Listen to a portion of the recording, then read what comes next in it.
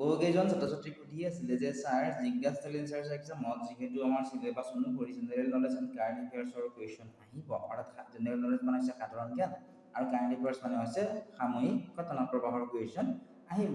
গতিকে কেনেকুৱা ধৰণৰ কুৱেশ্যন আহিব পাৰি অলপমান আমাক বুজাই দিব লাগে।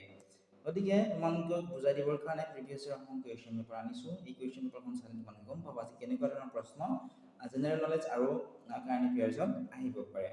এতিয়া চোৱা, প্ৰশ্ন নম্বৰ 71, নেলছন মেণ্ডেলা কোনখন দেশৰ নাগৰিক আছিল? To which country did Nelson Mandela belong? Option আছিলে ৰাছিয়া, জাপান, দক্ষিণ আফ্ৰিকা আৰু অষ্ট্ৰেলিয়া। নেলছন মেণ্ডেলা কোনখন দেশৰ নাগৰিক আছিল সুধিছে। নেলছন মেণ্ডেলা আছিলে দক্ষিণ আফ্ৰিকাৰ এজন নাগৰিক। গতিকে option number C correct answer হ'ব। প্ৰশ্ন নম্বৰ 72, নাগপুৰ ভাৰতৰ কোন ৰাজ্যৰ অন্তৰ্গত? Nagpur is belong to which state of India? Option চোৱা, এত আছিলে গুজৰাট, বিত আছিলে ৰাজস্থান, চিত আছিলে মহাৰাষ্ট্ৰ, ডিত আছিলে মধ্যপ্ৰদেশ। প্ৰশ্ন নম্বৰ 72 কাৰেক্ট যিটো আনসাৰ সেয়া হ'ব অপশ্যন নম্বৰ চি, নাগপুৰ বৰ্তমান মহাৰাষ্ট্ৰ ৰাজ্যৰ অন্তৰ্গত। প্ৰশ্ন নম্বৰ 73, ৰাছিয়াৰ বৰ্তমান ৰাষ্ট্ৰপতি কোন? Who is the present president of Russia? Option আছিলে A Xi Jinping, B Vladimir Putin, C Joe Biden, D Hamid Karzai. যেহেতু ৰাছিয়া আৰু ইউক্ৰেইনৰ যুদ্ধ হৈ আছিলে যোৱা বছৰ প্ৰশ্ন হ'ব, ঠিক আছে। যেহেতু যোৱা বছৰ ৰাছিয়া আৰু ইউক্ৰেইনৰ যুদ্ধ হৈ আছে, গতিকে কাৰেণ্ট এফেয়াৰ্ছৰ পৰা এই কুৱেশ্যনটো আহিছে। গতিকে ৰাছিয়াৰ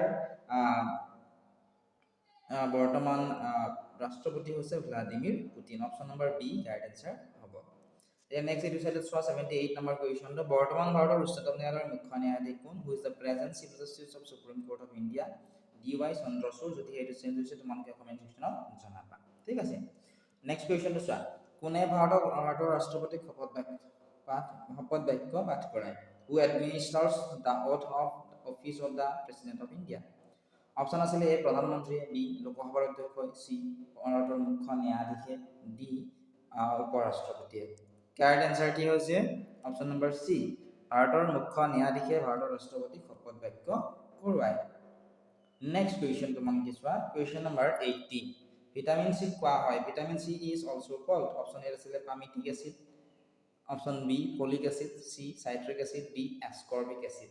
ভিটামিন চি এসকৰ্বিক এচিড বুলি কোৱা হয়। গতিকে option number D correct answer হ'ব। নেক্সট প্ৰশ্ন তোমালোকে চোৱা 74 নম্বৰ, আমাৰ শৰীৰত তেজ শোধন কৰা অংগটোৰ নাম কি? Which organ of our body purifies blood? আমাৰ শৰীৰৰ তেজ শোধন কৰা অংগটোৰ নাম হৈছে বৃক্ক। Option number B correct answer হ'ব। নেক্সট প্ৰশ্ন তোমালোকে চোৱা, প্ৰশ্ন নম্বৰ 81, বৰ্তমান ভাৰতৰ প্ৰতিৰক্ষা মন্ত্ৰী কোন? The present defence minister of India is? Option আছিলে A Amit Shah, B Rajnath Singh, C Nitin Gadkari, D ওপৰেটাও নহয়। Correct answer option B Rajnath Singh. Next question তোমালোকে চোৱা, কুৱেশ্যন দিয়া আছিল, সূৰ্যোদয়ৰ দেশ বুলি কোনখন দেশক কোৱা হয়? Which country is known as the land of the rising sun?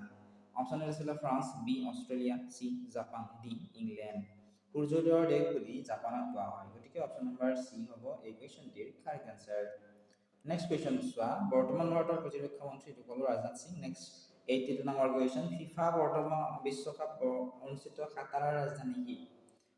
Option চোৱা, which is the capital city of Qatar where FIFA World Cup was held? Option চোৱা, চিট আছিলে দোহা, গতিকে এই অপশ্যনটোৱে হ'ব কাৰেক্ট এনসাৰ দোহা। নেক্সট কুৱেশ্যন তোমালোকে চোৱাচোন 76 নম্বৰটো, এইটো নিমিলিব কাৰণ বৰ্তমান G20 দেশৰ অধ্যক্ষ কোন সুধিছে, সেই সময়ৰ মতে অপশ্যনবোৰৰ লগত কোনো ধৰণৰ নিমিলে, গতিকে এইটো কুৱেশ্যন তোমালোকে নাচাবা, ঠিক আছে। নেক্সট চোৱা, সীমান্ত গান্ধী নামেৰে কাক জনা যায়? Who is known as frontier Gandhi? Option আছিলে আব্দুল কালাম, মহম্মদ আলী জিন্নাহ, খান আব্দুল গফুৰ খান আৰু মহম্মদ ইকবাল। সীমান্ত গান্ধীৰ নামেৰে জনা যায় খান আব্দুল গফুৰ খানক। গতিকে অপশ্যন চি হ'ব এই কুৱেশ্যনটিৰ কাৰেক্ট আনসাৰ। এতিয়া নেক্সট কুৱেশ্যনটো তোমালোকে চোৱাচোন, কুৱেশ্যন নম্বৰ 83, বিৰজু মহাৰাজ কোনবিধ নৃত্যৰ লগত জড়িত? Birju Maharaj is associated to the dance form? Option আছিলে Odissi, B Kathak, C Kathakali, D Bharatanatyam. Birju Maharaj Kathak নৃত্যৰ লগত জড়িত। অপশ্যন নম্বৰ বি হ'ব এই কুৱেশ্যনটিৰ কাৰেক্ট আনসাৰ। মৰমৰ ছাত্ৰ ছাত্ৰীসকল, ইয়াৰে সম্পূৰ্ণ ভিডিঅ'টোৰ লগতে তোমালোকে কুৱেশ্যন পেপাৰসমূহ লগতে কুৱেশ্যন আনচাৰসমূহ তোমালোকে আমাৰ এপত পাবা। যিসকল ছাত্ৰ ছাত্ৰী আমাৰ এপটো ডাউনলোড কৰা নাই, এতিয়া ডেছক্ৰিপশ্যনত দিয়া লিংকত ক্লিক কৰি এপটো ডাউনলোড কৰি ল'বলৈ নাপাহৰিবা, ঠিক আছে। তাত তোমালোকে অনলাইন ক্লাছ কৰিব পাৰিবা, অনলাইন তোমালোকে গোটেইখিনি পাবা।